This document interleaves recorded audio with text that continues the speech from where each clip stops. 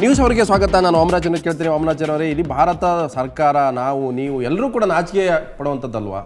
ನಾವು ಏನೇನು ಹೇಳ್ತೀವಿ ಬೆಂಗಳೂರಿಗೆ ಸಿಲಿಕಾನ್ ಸಿಟಿ, ಸಿಂಗಾಪುರ್ ಮಾಡ್ತೀವಿ, ಇದೊಂದು ರೀತಿ ಎಲೆಕ್ಟ್ರಾನಿಕ್ ಸಿಟಿ, IT-BT ಏನೇನೋ ಹೇಳ್ತೀವಿ. ಆದರೆ ಬೆಂಗಳೂರಿನಲ್ಲಿ ಒಂದು ಮಗು ಅಪೌಷ್ಟಿಕೆಯಿಂದ ಸಾಯುತ್ತೆ, ಇದಕ್ಕೆ ಎಲ್ಲರೂ ಹೊಣೆಗಾರಲ್ವಾ?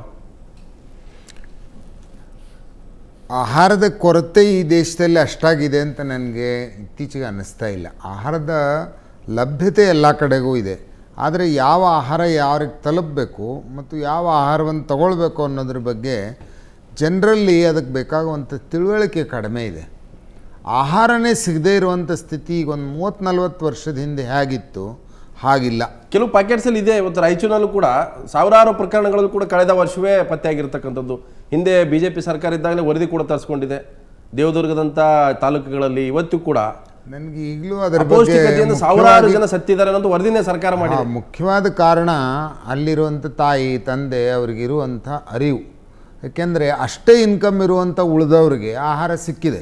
ಸರ್ಕಾರದ್ದು ನೂರಾರು ಸ್ಕೀಮ್ಗಳಿವೆ. ಈಗ ಅಂಗನವಾಡಿ ಮಕ್ಕಳಿಗೆ ಇಂಟಿಗ್ರೇಟೆಡ್ ಚೈಲ್ಡ್ ಕೇರ್ ಪ್ರೋಗ್ರಾಮ್ ಇದೆ. ಈಗ ಫುಡ್ ಸೆಕ್ಯೂರಿಟಿ ಪ್ರೋಗ್ರಾಮ್ ಪ್ರಾರಂಭ ಆಗಿದೆ. ಕರ್ನಾಟಕದಲ್ಲಿ ಮೊನ್ನೆ 10ನೇ ತಾರೀಕಿನಿಂದ ₹1 kg ಆಹಾರ ಧಾನ್ಯವನ್ನು ಕೊಡುವಂಥ ಯೋಜನೆ ಪ್ರಾರಂಭ ಆಗಿದೆ. ಜನರಿಗೆ ಆಹಾರ ಸಿಗದೆ ಒದ್ದಾಡಿ ಹೋಗ್ಬಿಟ್ರು ಅನ್ನೋವಂಥ ಸ್ಥಿತಿ ಸ್ವಾತಂತ್ರ್ಯ ಸಿಕ್ಕ ಪೂರ್ವ ಹೊಸದರಲ್ಲಿ. ನಿಮ್ಮ ಪ್ರಕಾರ, ನಿಮ್ಮ ಅನುಭವದಲ್ಲಿ ಈ ಮಗು ಸತ್ಯದ ಮೇಘಲ ಅನ್ನುವಂಥ ಮಗು ಅಪೌಷ್ಟಿಕತೆಯಿಂದ ಇಲ್ಲ ಅಂತ ಹೇಳ್ತೀರಾ?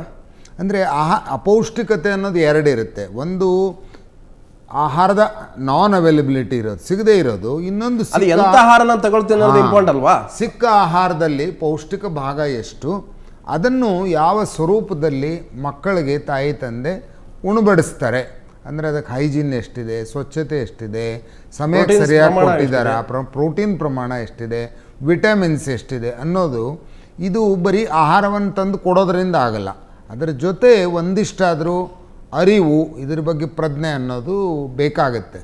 ಇದೆಲ್ಲ ಒಟ್ಟಿಗೆ ಹೋಗಬೇಕು. ಅಂದರೆ ಆಹಾರನೇ ಇಲ್ದಂಗಾಗಿ ಒಮ್ಮೆಲೆ ಏನೋ ಪ್ರಾಬ್ಲಮ್ ಆಗಿದೆ ಅನ್ನೋದಕ್ಕಿಂತಲೂ ಇದು ಮೂರೂ ಒಟ್ಟಿಗೆ ಹೋದರೆ ಆಹಾರ ಮತ್ತು ಅದರ ಬಗ್ಗೆ ಒಂದಿಷ್ಟಾದರೂ ಜ್ಞಾನ ಮತ್ತು ಪೂರಕವಾದಂಥ ಆಹಾರಗಳು, ಅದ್ರ ಜೊತೆ ಪ್ರೋಟೀನ್ಸ್, ವಿಟಮಿನ್ಸ್ ಈ ಥರದ್ದು ಸಿಕ್ಕರೆ ಈ ಥರದ ಅಪೌಷ್ಟಿಕತೆ ಪ್ರಾಬ್ಲಮ್ ಕಡಿಮೆ. ಬಂದೆ ಆಚಾರ್ಯ, ಈಗ ಡಾಕ್ಟರು, ಯಾಕಂದ್ರೆ ತಾವು ವೈದ್ಯರಾಗಿದ್ದವರು, ಅಶ್ವಥ್ ನಾರಾಯಣ ಅವರೇ, ಒಂದು ಇಡೀ ಸಮಾಜದಲ್ಲಿ ಒಂದು ವರ್ಗ ಯಾವತ್ತೂ ಕೂಡ ವಾಮನಾಚಾರ್ಯ ಹೇಳೋರ ಪ್ರಕಾರ ಆಹಾರ ಯಾವತ್ತು ತಗೊಳ್ತೀವಿ ಅನ್ನೋದು ಇಂಪಾರ್ಟೆಂಟ್. ಆಹಾರದಲ್ಲಿ ಏನಿದೆ ಅನ್ನುವಂಥದ್ದು. ಸೊ ಒಂದು ವರ್ಗ ಯಾವತ್ತೂ ಕೂಡ ಒಂದು ತಿನ್ನುತ್ತೆ, ಅದರಲ್ಲಿ ಏನಿದೆ ಪೌಷ್ಟಿಕತೆ ಅನ್ನುವಂಥದ್ದು ಗೊತ್ತಿಲ್ಲ. ಇವತ್ತು ಎಷ್ಟೋ ಮಹಿಳೆಯರು ಇವತ್ತು ತನ್ನ ಮಗುವಿಗೆ ಹಾಲು ಕೊಡಿಸುವಂಥ ಸ್ಥಿತಿಯಲ್ಲಿಲ್ಲ. ಇವತ್ತು ಅಂಥ ಪರಿಸ್ಥಿತಿಯಲ್ಲಿರುವಾಗ ಅನ್ನ ಸಿಗುತ್ತೆ, ಆದರೆ ಎಂಥ ಅನ್ನ ಸಿಗುತ್ತೆ ಅನ್ನೋದು. ಹಾಗಾಗಿ ಇಲ್ಲಿ ಮಹಾನಗರ ಪಾಲಿಕೆ ಸರ್ಕಾರದ ನೇರ ಹೊಣೆಗಾರಿಕೆ ಅನ್ಸಲ್ಲ. ಇವತ್ತು ಮಹಾನಗರ ಪಾಲಿಕೆಯ ಆ ವಿಭಾಗದ ಅಪೌಷ್ಟಿಕತೆ ವಿಭಾಗದ ಹೇಳ್ತಾರೆ 600 ಮಕ್ಕಳಲ್ಲಿ ಈ ರೀತಿ ಅಪೌಷ್ಟಿಕತೆ ಇದೆ ಅನ್ನೋಂಥದ್ದು. ಸೊ ಯಾರನ್ನು ಹೊಣೆ ಮಾಡಬೇಕಿಲ್ಲಿ? ಮುಖ್ಯವಾಗಿ ಎಲ್ಲರೂ ನೀವು ಹೇಳಿದಾಗೆ ತಲೆ ತಗ್ಸುವಂಥ ವಿಷಯ ಇದು. ಒಟ್ಟಾರೆ ಸಮಾಜದಲ್ಲಿ ನಮ್ಮ ಡಾಕ್ಟರ್ ವಾಮನಾಚಾರ್ಯ ಅವರು ಹೇಳಿದಂಗೆ ಭಾಳ ಅರ್ಥಪೂರ್ಣಕವಾಗಿ ಹೇಳಿದ್ದಾರೆ. ಲಭ್ಯತೆ ಬಗ್ಗೆ ಮಾತಾಡ್ತಿರೋದಲ್ಲ, ಗುಣಮಟ್ಟದ ಬಗ್ಗೆ ಮಾತಾಡ್ತಿರೋವಂಥದ್ದು. ಇವತ್ತು ನೀವೇ ಹೇಳಿದ್ರಿ, 6 ವರ್ಷದಿಂದ ಆ ಮಗು ಅಪೌಷ್ಟಿಕತೆಯಿಂದ ಇರುವಂಥದ್ದು. ಆ ತಾಯಿ ಗರ್ಭ ಧರಿಸಿದಾಗ ಹೇಗಿತ್ತು, ಆ ಒಂದು ಗರ್ಭಧಾರಣೆ ನಡೆದಾಗ ಹೇಗಿತ್ತು, ಅವೆಲ್ಲ ಬಹಳ ಮುಖ್ಯ. ಆ ಟೈಮಲ್ಲಿ ಐರನ್ ಸಪ್ಲಿಮೆಂಟೇಷನ್ ಇತ್ತ, ಅಂಗನವಾಡಿಗಳು ಇನ್ನೂ ವ್ಯಾಪಕವಾಗಿ ಪರಿಣಾಮಕಾರಿಯಾಗಿ ಕೆಲಸ ಮಾಡೋಂಥದ್ದು ಒಂದು ಭಾಗ. ಮತ್ತು ಸಮಾಜದಲ್ಲಿ ಇವತ್ತು ನಾವು ಬರೀ ಸೀರಿಯಲ್ಸ್ ತಿಂತಾ ಇದ್ದೀವಿ. ಬರೀ ಅನ್ನ ತಿನ್ಬಿಟ್ರೆ ಆರೋಗ್ಯ ಸಿಗುತ್ತೆ, ಪೌಷ್ಟಿಕತೆ ಸರ್ಕಾರಿ ಸಿಗ್ತಾ ಇಲ್ಲ, ಮೊಟ್ಟೆ ಸಿಗೋದಿಲ್ಲ, ಹಾಲು ಎಷ್ಟೋ ಮಕ್ಕಳಿಗೆ ಒಂದು ಚಮಚ ಹಾಲು ಕೊಡುವಂಥ ಸ್ಥಿತಿಯಲ್ಲಿ ಇವತ್ತು ಕುಟುಂಬಗಳಿಲ್ಲ. ಅದೆಲ್ಲ ಒಟ್ಟಾರೆ ನಾವು ಇವತ್ತು ಅರ್ಬನ್ನಲ್ಲಿ ಇವತ್ತು ನಾವು ಅದನ್ನೇ ಇವತ್ತೆಲ್ಲೋ DG ಹಳ್ಳಿನಲ್ಲಿ ಸೀಮಿತವಾಗಿದೆ ಅಂತಲ್ಲ. ನೀವು ಒಟ್ಟಾರೆ ಬೆಂಗಳೂರು ಮತ್ತು ಬೆಂಗಳೂರಿನಲ್ಲೇ ನೀವು ತೊಗೊಂಡ್ರೆ ಎಂಥ ಸೌಕರ್ಯ ಮನೆಯಲ್ಲೂ ಅಪೌಷ್ಟಿಕತೆ ಕಾಣುವಂಥದ್ದು ಇರ್ತದೆ. ಯಾಕೆಂದರೆ ಅವ್ರು ಏನೋ ಒಂದು ಬೇರೆ ಒಂದು ಕಾಸ್ಟ್ಲಿ ಐಟಮ್ ತಿನ್ನಿಸ್ಬಿಟ್ರೆ ಬ್ಯಾಲೆನ್ಸ್ಡ್ ಫುಡ್ ಯಾರೂ ತಿಂತಾ ಇಲ್ಲ. ಹೆಚ್ಚಿನ ಭಾಗ ಅದು ತಿಳುವಳಿಕೆ ಮೂಡಿಸಿಲ್ಲ ಸರ್.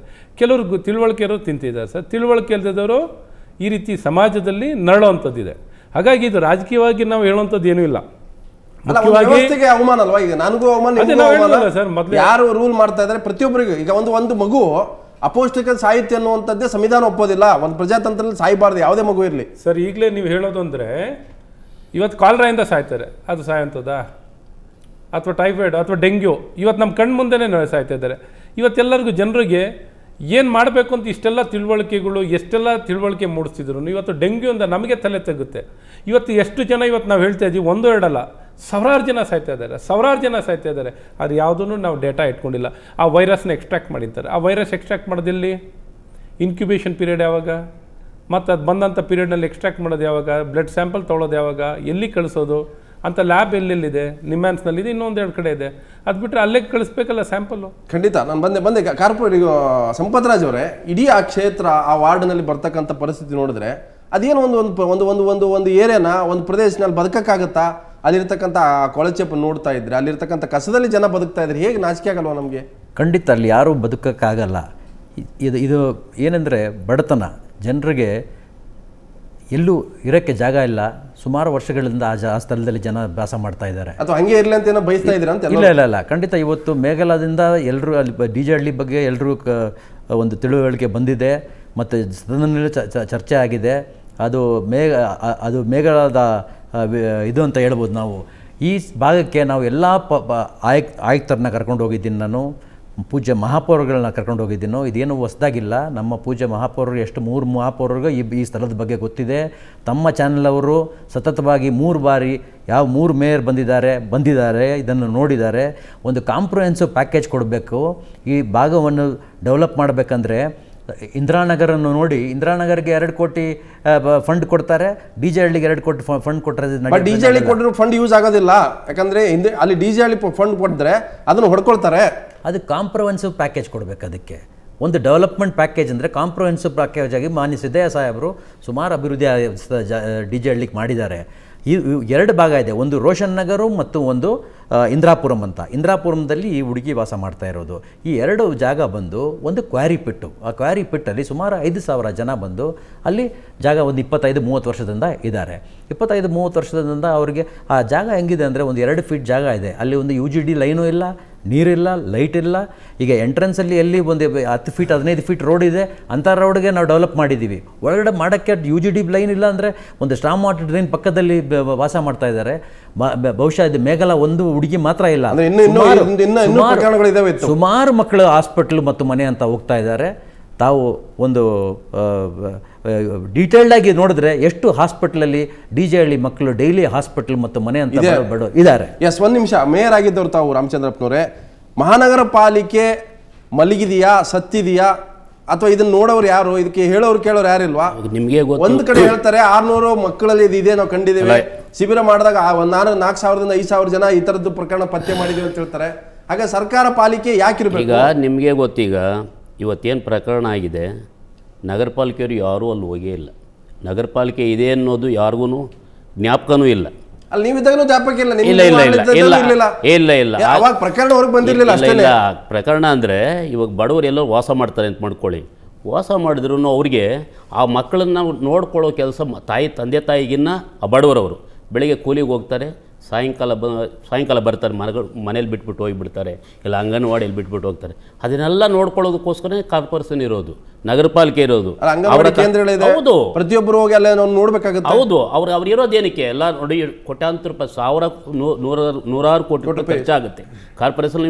ನೋಡ್ಬೋದು, ಆ ಖರ್ಚಾಗೋ ದುಡ್ಡನ್ನು ಅವ್ರು ಮುಟ್ಟೋ ಥರ ಮಾಡಬೇಕಾಗತ್ತೆ. ಅದನ್ನ ಎಷ್ಟು ಪೋಲ್ ಆಗುತ್ತೆ ಹೇಳಿ, ಈ ಇಂಥ ಸ್ಕೀಮ್ಗಳಲ್ಲೇ ಹೆಚ್ಚು ದುಡ್ಡು ಹೊಡೆಯೋದು ಜನ. ಅದನ್ನು ನಗರ ಪಾಲಿಕೆಯವರು ನೋಡ್ಕೊಳ್ಬೇಕಾಗತ್ತೆ. ನಗರ ಪಾಲಿಕೆಯವರು ಇವತ್ತು ರಸ್ತೆ ಮಾಡೋದು ಮರ್ತು ಬಿಟ್ಟಿದ್ದಾರೆ, ಕಸ ಎತ್ತೋದು ಮರ್ತು ಬಿಟ್ಟಿದ್ದಾರೆ, ಮನೆ ಕಟ್ಟೋದು ಮರ್ತು ಬಿಟ್ಟಿದ್ದಾರೆ, ಇಲ್ಲ ಮಕ್ಕಳನ್ನು ಕ್ಷೇಮ ನೋಡ್ಕೊಳ್ಳೋದು, ಇಲ್ಲ ಗರ್ಭಿಣಿಯನ್ನು ಕ್ಷೇಮ ನೋಡ್ಕೊಳ್ಳೋದು ಎಲ್ಲನೂ ಮರ್ತೇ ಬಿಟ್ಟಿದ್ದಾರೆ. ಇದು ಕಾರ್ಪೊರೇಷನ್ ಇದೆ ಅಂತ ಯಾರಿಗ ಅನಿಸ್ತೈತಿ ಇವತ್ತು? ಅಲ್ಲ, ನಿಮ್ಮ ಸರ್ಕಾರದಲ್ಲಿ ನಮ್ಮ ಸರ್ಕಾರ ಈಗ ಆರೋಗ್ಯ ಇಲಾಖೆ ನಿಮ್ಮಲ್ಲಿ ಬರುತ್ತೆ, ಆಯ್ತು, ಮಹಿಳಾ ಮತ್ತು ಮಕ್ಕಳಿಗೆಲ್ಲ ನಿಮಗೆ ಬರುತ್ತೆ. ನೀವೇನೋ ಅವ್ರ ಮೇಲೆ ಬರುತ್ತೆ. ಇದೊಂದು ಲೋಕಲ್ ಬಾಡಿ, ಇದು ಒಂದು ಸರ್ಕಾರ, ಬೆಂಗಳೂರು ನಗರಕ್ಕೆ ಒಂದು ಸರ್ಕಾರ, ಬೆಂಗಳೂರು ನಗರದ ಸರ್ಕಾರ ನೋಡ್ಕೊಳ್ಬೇಕು. ಅದು ಇವತ್ತು ಯಾರು ನಗರ ಪಾಲಿಕೆ ಇದ್ದಾರೆ, ಅಧಿಕಾರಿಗಳು ಇರ್ಬೋದು, ಆಳುವವರು ಇರ್ಬೋದು, ಅವ್ರು ನೋಡ್ಕೊಳ್ಬೇಕು. ನಿಮ್ಮಿಬ್ಬರು ಜಗಳದಲ್ಲಿ ಇದು ಜಗಳ ಏನಿಲ್ಲ. ಇವತ್ತು ನಾವು ಸರ್ಕಾರ ಮೊದಲು ಇವತ್ತೇನು ಪ್ರಕರಣ ಆಗಿದೆ ಅಲ್ಲಿ ಹೋಗಿ ನಮ್ಮ ಸರ್ಕಾರನೇ ಹೋಗಿದೆ, ಇವತ್ತು ಸರ್ಕಾರ ಹೋಗಿ ನೋಡಿದ್ದೆ. ಮುಂದಿನ ಕ್ರಮ ಏನು ಮಾಡಬೇಕು ಅದು ಮಾಡ್ತೈತೆ. ಆದರೆ ನಗರ ಪಾಲಿಕೆಗೂ ನಾವು ಏನು ಮಾಡಬೇಕು, ಇವತ್ತು ಏನಾಗಿದೆ ಇವತ್ತು ಅದು ಈಚೆ ಬರಬೇಕಿವತ್ತು ನೋಡಬೇಕಾಗುತ್ತೆ. ಎಲ್ಲನ ನಿಮಗೆ ಕಾಣಿಸ್ತಾರೆ ಯಾರನ್ನ ನಗರ ಪಾಲಿಕೆಯಿಂದ? ಯಾರೂ ಕಾಣ್ತಾ ಇಲ್ಲ. ಈ ಥರ ಈ ನಗರ ಪಾಲಿಕೆಗೆ ಸಂಬಂಧನೇ ಇಲ್ಲದೆ, ಜನಕ್ಕವ್ರಿಗೂ ಸಂಬಂಧನೇ ಇಲ್ಲದೆ, ಒಬ್ಬರು ಮೇಯರ್ ಆದವ್ರು ಏನು ಹೇಳ್ತಾರೆ, ನಮ್ಮ ಮಾತನ್ನು ಯಾರು ಅಧಿಕಾರಿಗಳು ಕೇಳಲ್ಲ ಅಂತ ಹೇಳಾದ ಮೇಲೆ ಇನ್ನು ಮುಗಿದೋಯ್ತಾರೆ ಕಾರ್ಪೊರೇಷನ್ ಗತಿ. ಯಾರೇ ಅಧ್ಯಕ್ಷರುಗಳು ಅದೇ ಥರ ಹೇಳ್ತಾರೆ. ಅಂದ್ರೆ ಈಗ ಪಾಲಿಕೆನ ವೈಂಡ್ ಅಪ್ ಮಾಡ್ಬೇಕಂತ ಹೇಳ್ತಾರೆ. ಅಲ್ಲ ವೈಡಪ್ ಅಲ್ಲ, ಅದನ್ನು ಸರಿ ಮಾಡಬೇಕು. ನಾವು ಪ್ರಜಾಪ್ರಭು ನಾವೇ ನಗರ ಪಾಲಿಕೆಯಲ್ಲಿ ಚುನಾವಣೆ ಆಗಿಲ್ಲ ಅಂತ ಸುಪ್ರೀಂ ಕೋರ್ಟ್ವರೆಗೂ ಹೋಗಿ ಹೋರಾಟ ಮಾಡಿ ನಾನು ಮತ್ತು ಪಿ ಆರ್ ರಮೇಶು ಅದನ್ನು ಕೇಸನ್ನು ಗೆದ್ದು ಚುನಾವಣೆ ಮಾಡಿಸ್ತೀರಿ. ಏನಕ್ಕೆ ಮಾಡಿಸ್ತೀರಿ ನಾವು? ಮೇಯರ್ ಇದು ಆಡಳಿತಾಧಿಕಾರಿ ಇದ್ದರೆ ಅವನು ಕೆಲಸ ಮಾಡ್ಲಿಕ್ಕೆ ಆಗೋದಿಲ್ಲ, ಅವ್ರು ಒಬ್ಬರೇ ಕೆಲಸ ಮಾಡ್ಲಿಕ್ಕಾಗಲ್ಲ, ಜನಪ್ರತಿನಿಧಿಗಳು ಬಂದರೆ ಕೆಲಸ ಮಾಡ್ತಾರೆ ಅಂತ ತಾನೇ ಮಾಡಿದ್ರಿ. ಇವತ್ತು ಅವ್ರು ನಿಜ ಪಾಲಿಕೆಯಲ್ಲಿ ಜವಾಬ್ದಾರಿ ಇದೆಯಲ್ವಾ? ವಿಚ್ ಮೇ ಬಿ ಗೌರ್ಮೆಂಟ್ ಅಲ್ಲಿ ಯಾರೇ ರೂಲ್ ಮಾಡ್ತಾ ಇರ್ಬೋದು, ಅವರು ಕೂಡ ಗಮನ ಹರಿಸ್ಬೇಕಲ್ವಾ? ಖಂಡಿತ ಅದ್ರ ಬಗ್ಗೆ ಏನಿದಿಲ್ಲ, ಮಾತೇನಿಲ್ಲ. ಆದರೆ ನಮ್ಮ ರಾಮಚಂದ್ರಪ್ಪ ಅವರು ಹೇಳ್ತಿರುವಂಥ ಮಾತು ಒಬ್ಬ ಮೇಯರ್ ಆಗಿ ಮಾತಾಡೋಂಥದ್ದಲ್ಲ. ಅವ್ರ ತಿಳುವಳಿಕೆ ಒಂದು ಮಕ್ಕಳ ಪೋಷಣೆ ನಡೆಸಲಿಕ್ಕೆ ಅಂಗನವಾಡಿ ಕೇಂದ್ರಗಳು ಯಾರು ನಡೆಸಿದ್ರು ಅಂತ ಅವ್ರಿಗೆ ಗೊತ್ತಿದೆಯೋ ಇಲ್ಲ. ಅದಕ್ಕೆ ಹೇಳಿದೆ ಸರ್ಕಾರ ನಿಮ್ಗೆ ಬರುತ್ತೆ ಇಲಾಖೆಗಳು. ಹಾಗಾಗಿ ಇಲ್ಲಿ ನಾವು ರಾಜಕೀಯವಾಗಿ ಇಲ್ಲಿ ವಿಷಯವನ್ನ ಆಧಾರಿತವಾಗಿ ಮಾತಾಡ್ತಿರೋಂಥದ್ದು. ಇವ್ರು ರಾಜಕೀಯ ಮಾತಾಡೋದಂದ್ರೆ ಇಲ್ಲಿ ಕೂತಿರೋ ರಾಜಕೀಯ ಮಾಡಕ್ಕಲ್ಲ, ಹೇಗೆ ಅಂತ ಮಕ್ಕಳ ಬಹಳ ಗಂಭೀರವಾಗಿರೋದ್ರಿಂದ ವಿಷಯ ಆಧಾರಿತವಾಗಿ ಹೇಗೆ ಪರಿಹಾರ ಕೊಟ್ಟು ಸಮಾಜ ಕಟ್ಟೋ ಕಲ್ಪನೆಯಲ್ಲಿ ಮುಂದೆ ಹೋಗುವಂತ ಹೆಜ್ಜೆಗಳು ಯೋಚನೆ ಮಾಡೋದು ಬಿಟ್ಟು ಒಂದು ಯೋಚನೆ ಮಟ್ಟ ಮಾತಾಡುವಂಥದ್ದು. ನಾನು ಯಾಕೆ ಮಾತಾಡಿದ್ರೆ ಅವ್ರ ಯೋಚನೆ ಜಗದೀಶ್ ಶೆಟ್ಟರು ಈಗ ಸರ್ಕಾರ ನಮ್ಗೆ 2 ತಿಂಗಳಾಯ್ತು ಬಿಟ್ಟು ಇವತ್ತು ಅವರು ರಾಜವರು ವಿಧಾನಸೌಧದಲ್ಲಿ ನೋಡಿದ್ರ ಅವರು ನಮ್ಮದೇ ಪೂರ್ತಿ ಜವಾಬ್ದಾರಿ, ನಾವೇ ಅಲ್ಲ ಮಾತಾಡ್ತಾ ಇದ್ದಾರೆ. ಇಲ್ಲಿ ಕೂತ್ಕೊಂಡು ಚರ್ಚೆ ಪಾಲಿಕೆ ಅವ್ರದಿದೆ, ಇಬ್ರು ಸೇರ್ಬೇಕಲ್ವಾ? ಹೌದು ಸರ್ಕಾರ ಇರೋದ್ರಿಂದ ನಾವು ಮೊದಲು ಹೋಗ್ಬಿಟ್ಟಿದ್ದೀರಿ. ಈಗ ಮತ್ತಷ್ಟು ಚರ್ಚೆ ಮಾಡ್ತೀನಿ ಅದಕ್ಕಿಂತ ಮೊದಲು ಒಂದು